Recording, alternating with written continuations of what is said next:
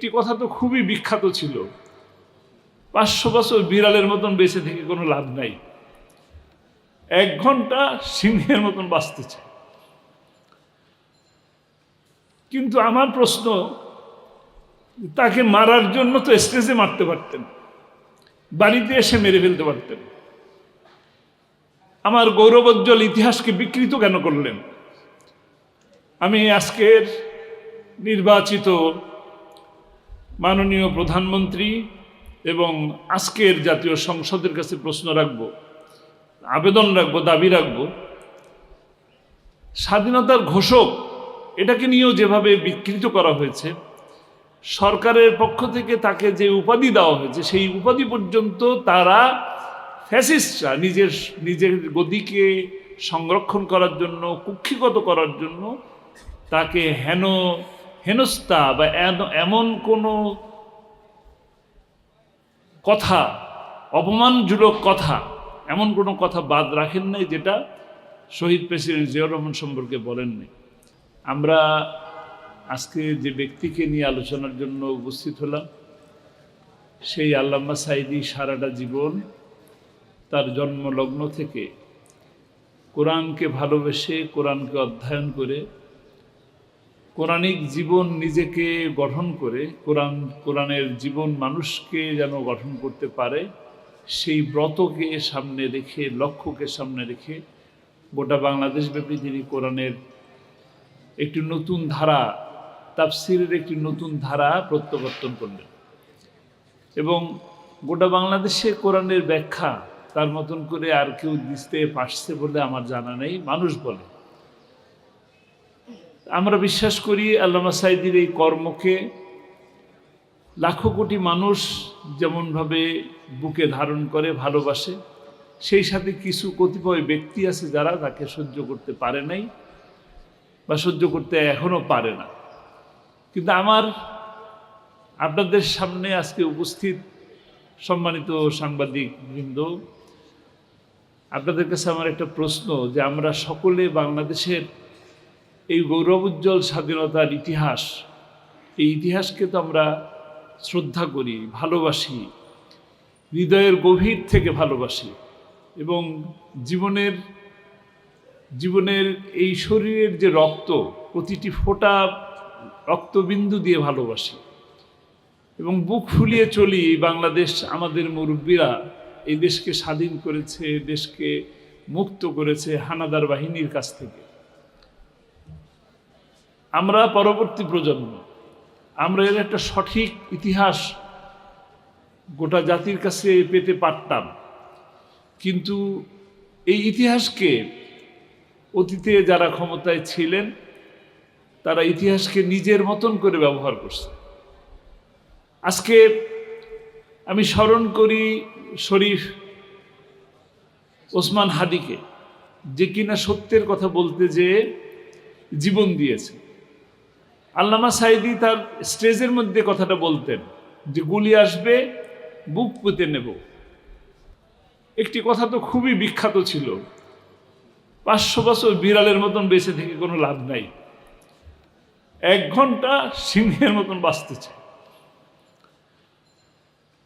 কিন্তু আমার প্রশ্ন, তাকে মারার জন্য তো স্টেজে মারতে পারতেন, বাড়িতে এসে মেরে ফেলতে পারতেন। আমার গৌরবোজ্জ্বল ইতিহাসকে বিকৃত কেন করলেন?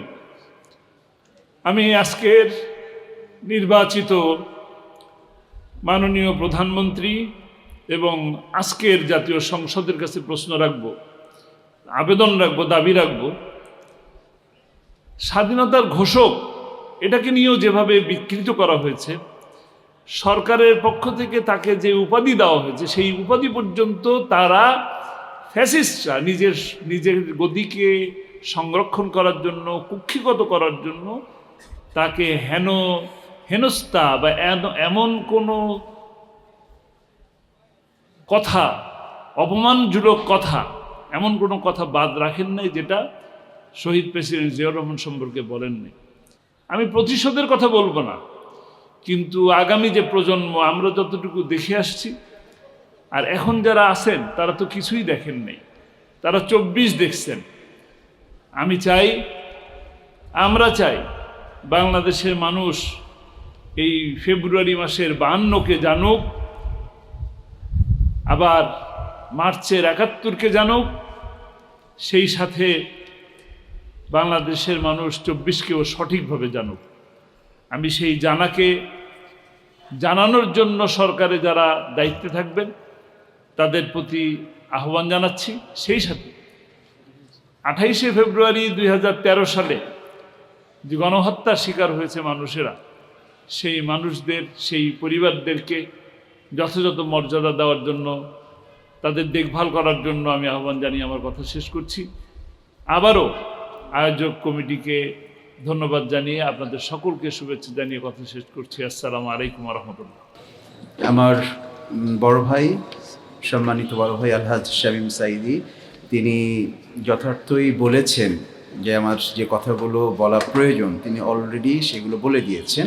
আমি ওনার বক্তব্যেরই একটি সারমর্ম বলতে চাই, সেটি হচ্ছে যে আল্লামা সাঈদী তার কণ্ঠকে স্তব্ধ করে দেওয়ার জন্য, রুদ্ধ করে দেওয়ার জন্যই তার প্রতি শতাব্দীর নিকৃষ্টতম মিথ্যা অপবাদ দিয়ে ট্রাইব্যুনালকে আধিপত্যবাদীরা, সাম্রাজ্যবাদীরা তাকে আধিপত্যবাদের বিরুদ্ধে বাংলাদেশের একটি অন্যতম প্রধান বলিষ্ঠ কণ্ঠস্বর। এই কণ্ঠস্বরকে স্তব্ধ করার জন্য তারা আদর্শ দিয়ে মোকাবেলা করতে পারে নাই। অন্য কোনোভাবে সঠিক ন্যায্য পদ্ধতিতে মোকাবেলা করতে না পেরেই ইতিহাস বিকৃতির মাধ্যমে তার চরিত্রকে কলঙ্কিত করার মাধ্যমে জনগণের কাছ থেকে তাকে বিচ্ছিন্ন করতে চেয়েছিল।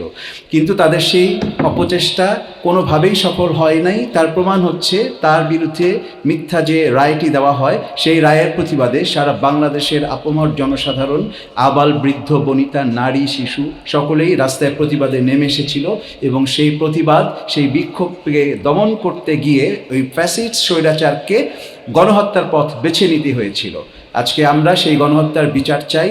আমরা আল্লামা সাঈদীর প্রতি যে মিথ্যা অপবাদ দিয়ে, মিথ্যা মামলা দিয়ে চিকিৎসার নামে অপচিকিৎসা করে যে হত্যা করা হয়েছে তার বিচার চাই। এবং 28শে ফেব্রুয়ারি 2013 সালে যে গণহত্যার শিকার যেসব সাধারণ মানুষ ছিল তাদের যে এই হত্যাকাণ্ডেরও একটি সুষ্ঠু বিচার তদন্ত সাপেক্ষে আমরা চাই। এই বক্তব্য রেখে আমি আমার কথা এখানে শেষ করতে যাচ্ছি। আমি ধন্যবাদ জানাচ্ছি সকলকে। আসসালামু আলাইকুম ওয়া রাহমাতুল্লাহি ওয়া বারাকাতুহু।